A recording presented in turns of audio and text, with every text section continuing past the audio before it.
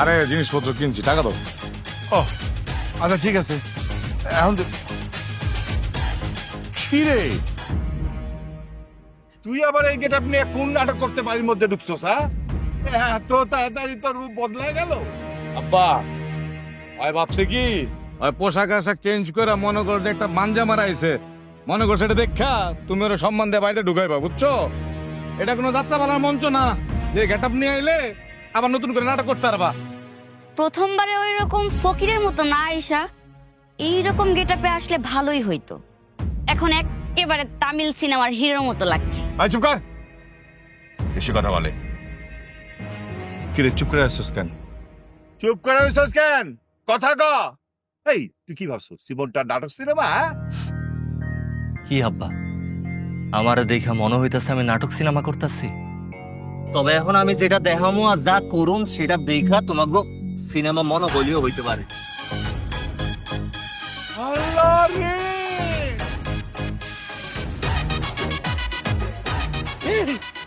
এত টাকা বাজার, এই সব কি তোর টাকা? এত টাকা তুই কই পাইছো? হ, এগুলা সব আমার টাকা।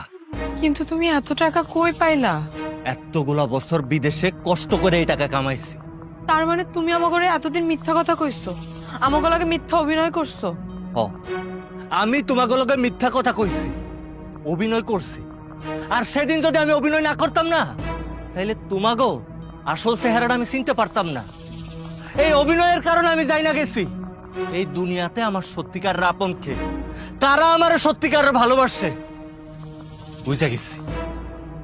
আব্বা,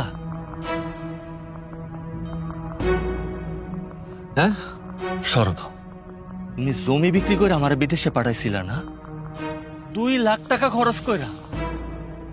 এই নাও, তোমার জমির 2 লাখ টাকা। আর এখানে অনেকগুলা টাকা আছে।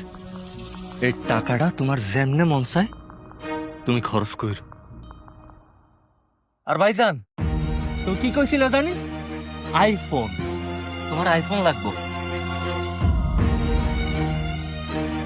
এই যে তোমার আইফোন। মানুষ তো মানুষের একটা আইফোন দেয়, আমি তোমারে 2টা আইফোন দিলাম। কি এখন খুশি?